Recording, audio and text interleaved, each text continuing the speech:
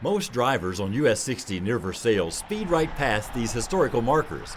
At 55 miles per hour, there's no chance to read about the tomb of one of the city's founders or get details on how hemp boosted the local economy in the 1840s. Yes. But Dr. Jim Seaver of the Kentucky Historical Society knows there are people who will get a glimpse and go to a database later to find out what those markers are all about. And I love it when people tell me that they learned just enough from a marker that it inspired them to go and learn more about a topic on their own. Kentucky has one of the largest historical marker programs in the country.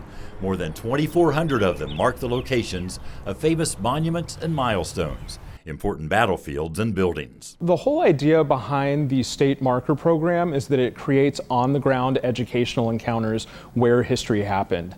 Seaver, the Historical Society's community engagement coordinator, is a marker enthusiast, and there are plenty of people like him all over the country. My friends and family say that they have grown to look at markers differently just because they hear so much about this program from me.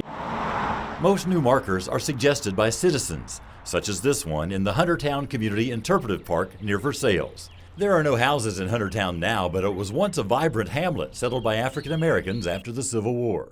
In 2021, a committee went through deeds, maps, and census records to submit to the state in a request for a marker.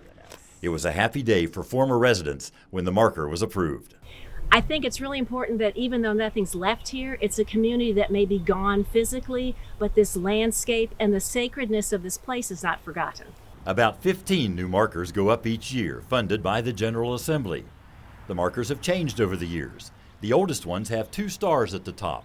The next design came in the 1960s. Many people think those signs are rusted. I think they wanted it to feel a little more historical, quote unquote. Around 2000, the state got away from the rusted look. All markers are dated and numbered.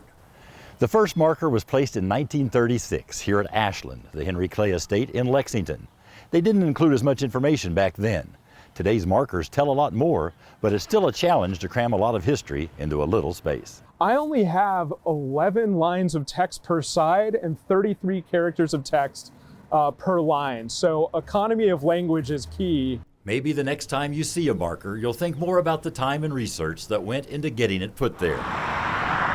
Almost every highway in Kentucky can be a path to learning if we pause, not letting the past go past in an instant. In Frankfort, Marvin Bartlett with the Spirit of the Bluegrass.